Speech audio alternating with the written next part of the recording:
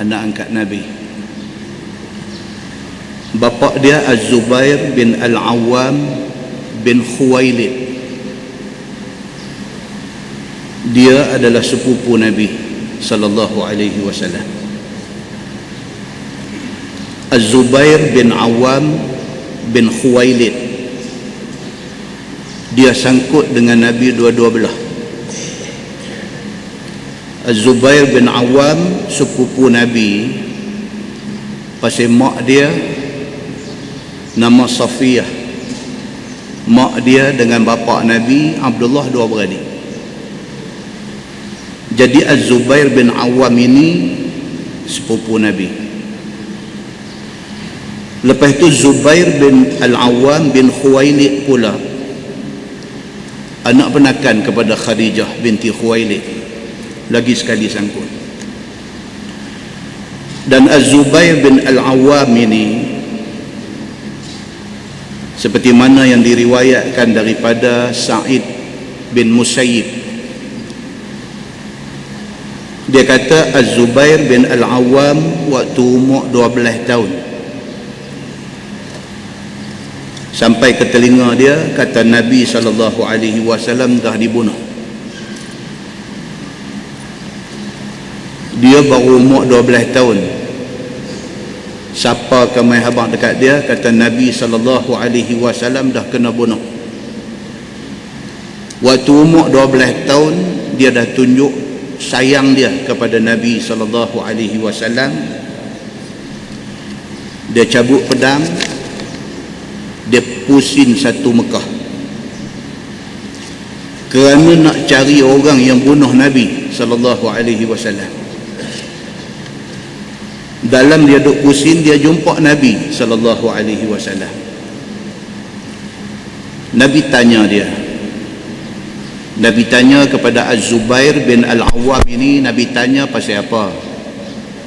Berjalan dalam rupa marah dengan pedang duk terhunus di tangan. Nabi tanya pasal apa? Dia kata ada orang bagi tahu kata tuan dah kena bunuh. Nabi kata dekat dia, kalau sungguh aku kena bunuh, hang nak buat apa? Kata Az-Zubair bin Awwam, aku akan tumpah darah seluruh penduduk Mekah. Cakap yang membayangkan sayang dia kepada Nabi SAW. Zubair bin Awwam kahwin dengan Asma kakak Aisyah, dapat anak nama Abdullah bin Az-Zubair. Nabi ambil buat anak angkat Nabi. Pusing kok mana pun, Az-Zubair bin Awwam ini orang hebat. Hadis yang kita baca ni riwayat daripada anak dia Abdullah bin Az-Zubair radhiyallahu anhuma. Kata Abdullah, aku tanya bapa aku Az-Zubair bin Al-Awwam, inni la asma'uka tuhaddisu an Rasulillah sallallahu alaihi wasallam kama yuhaddisu fulanun wa fulan. Anak dia tanya dia, anak dia kata, ayah, saya tak rajin dengar apa-apa hadis daripada ayah seperti mana saya dengar ramai orang lain riwayat hadis daripada Nabi sallallahu alaihi wasallam. Anak dia kata, ayah, ramai orang kata mereka ada riwayat hadis daripada Nabi, tapi ayah sendiri punya rapat dengan Nabi, bukan sahaja rapat sebagai kawan, rapat dari segi pertalian darah. Ayah spend banyak masa dengan Nabi, tapi saya tak banyak dengar hadis yang ayah riwayat. Qala, kata Az-Zubair, ama inni lam ufariqhu.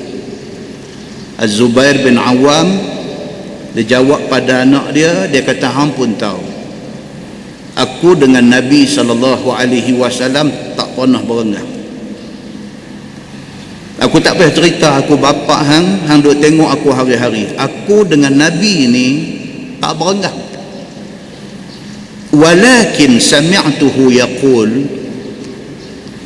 tapi aku pernah dengar Nabi SAW bersabda. Nabi kata, man kadzaba alayya falyatabawa maq'adahu minan nar. Nabi kata, siapa bohong atas nama aku, siap tempat di neraka. Oleh kerana aku duk ingat apa Nabi kata, siapa bohong atas nama Nabi, tempat ada di neraka. Maka aku takut nak nak petik, nak ambil apa-apa daripada kata-kata Nabi sallallahu alaihi wasallam. Aku takut kot tersilap. Hadis itu hadis sahih riwayat Al-Bukhari. Muslimin dan muslimat yang dirahmati Allah sekalian, daripada hadis ini dapat kita faham bahawa para sahabat Nabi ridwanullah alaihim ajma'in mereka cukup hati-hati. Tak macam kita hari ini. Kita tak pernah jumpa Nabi pun, kita tak pernah kenal sahabat Nabi pun, tapi mudah-mudah, senang-senang kita kata ini hadis Nabi, ini hadis Nabi, sedangkan kita tidak semak betulkah itu hadis Nabi. Sahabat yang hidup sezaman dengan Nabi, yang begitu rapat dengan Nabi pun tak berani nak cerita lebih kurang, takut kot tertambah ataupun terkurang. Hak Nabi kata dia tambah sikit, ataupun hak Nabi kata dia kurang sikit, dengan kerana tu dia masuk neraka. Dia takut benda ni. Kesimpulan dia apa dia tuan-tuan? Hati-hati dengan hadis Nabi sallallahu alaihi wasallam. Dalam sebuah hadis riwayat daripada Anas radhiyallahu an, kata dia, innahu la yamna'uni an uhadditsakum haditsan katsira anna an-nabiy sallallahu alaihi wasallam qala man ta'ammada alayya kaziban falyatabawa maq'adahu minan nar, atau kama qala. Hadis sahih riwayat Al-Bukhari. Anas bin Malik radhiyallahu an 10 tahun jadi khadam Nabi. Anas bin Malik radhiyallahu anhu 10 tahun tidur bangun, celek mata sampai tidur malam dengan Nabi sallallahu alaihi wasallam. Di antara kerja dia, bila Nabi main masjid, Nabi masuk masjid, dia ambil kasut Nabi bungkus. Bila Nabi keluar masjid, dia buka letak di kaki Nabi sallallahu alaihi wasallam. Nabi close, rapat, bukan dengan Anas sahaja, bahkan dengan keluarga Anas, terutamanya dengan mak dia. Nabi jadi ke rumah dia tempat transit Nabi sebelum Nabi sembahyang zuhur. Sehingga ke hadis yang kita biasa baca menceritakan peluh Nabi apabila tidur di rumah mak Anas ini, dilap oleh mak Anas, disimpan sampailah Nabi SAW wafat. Bekas kain yang lap peluh Nabi itu masih wangi lagi. Anas bin Malik radhiyallahu anhu, dia kata, innahu sallallahu alaihi wasallam la yamna'uni an uhadditsakum hadisan katsira. Anas kata, Nabi sallallahu alaihi wasallam pesan kepada aku, jangan gelut sangat meriwayatkan apa-apa daripada Nabi. Nabi pesan dekat Anas ni tak usah gelut sangat. Pasal apa? Bila gelut ni silap banyak. Macam kita hari ni lah, hearsay, dengar orang sembang kedai kopi, kita cerita balik macam kita tengok benda tu. Kita dengar orang cerita yang orang dengar daripada orang lain mai cerita kat kita tu, kita perpanjangkan kepada orang lain. Cara kita cerita macam kita tengok benda tu. Pasal apa? Pasal gelut nak cerita, takut orang lain cerita dulu, kita nak dulu dalam nak bercerita ni. Gelut itu membawa bahaya.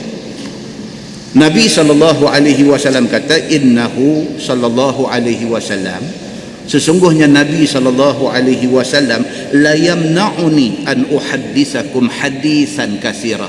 Nabi larang aku daripada gelut nak mencerita hadis daripada Nabi sallallahu alaihi wasallam. Anna Nabiy sallallahu alaihi wasallam qala man ta'ammada alayya kaziban. Nabi kata siapa yang sengaja bohong atas nama aku, falyatabawwa maq'adahu minan nar, siap tempat di neraka. Hadis itu hadis sahih riwayat Al-Bukhari. Muslimin dan muslimat yang dirahmati Allah sekalian, dalam sebuah hadis riwayat daripada Husain bin Abi Waqqas radhiyallahu an. Husain bin Abi Waqqas, dia ni saudara kepada Sa'ad bin Abi Waqqas. Tuan-tuan, Sa'ad bin Abi Waqqas ni betul-betul mati tanam di mana? Orang lah dia melancong, pergi melancong China, katanya ada kubur Sa'ad bin Abi Waqqas di sana. Betul ke? Sedangkan dalam hadis sahih riwayat Al-Bukhari, riwayat Muslim, cerita kata mayat Sa'ad bin Abi Waqqas disembahyangkan oleh Aisyah di Madinah. Dia mati, di antara yang menyembahyangkan mayat dia ialah Aisyah isteri Nabi sallallahu alaihi wasallam di Madinah. Takkanlah dia mati di Madinah, Aisyah sembahyang mayat dia pergi tanam di China. Pun begitu, orang yang sampai ke negeri China, sampai ini kubur Sa'ad bin Abi Waqqas, bagi salam tak kira. Inilah pentingnya tuan-tuan kita merujuk kepada hadis-hadis Nabi sallallahu alaihi wasallam. Hadis riwayat daripada Husain bin Abi Waqqas, saudara kepada Sa'ad bin Abi Waqqas radhiyallahu anhu. Dia kata sami'tu Utsman bin Affan radhiyallahu anhu yaqul ما يمنعني أن أحدث عن رسول الله صلى الله عليه وسلم ألا أكون أوعى أصحابي عنه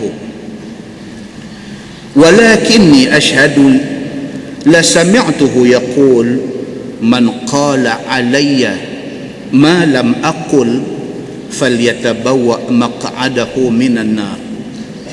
وقال حسين أوعى sahabatihi anhu atau kama qal, hadis riwayat Imam Ahmad bin Hanbal daripada Husain bin Abi Waqqas. Dia kata dia dengar Utsman bin Affan radhiyallahu anhu kata, Sayyidina Utsman, kita dah cerita dah, Sayyidina Utsman ini hebat. Dia tak pernah dilihat pakai seluar, dia tak pernah dilihat pakai seluar, sehinggalah pada hari dia kena bunuh, dia pakai seluar. Isteri dia tanya dia, awak abang pasal apa tak pernah pakai seluar, hari ni pakai seluar?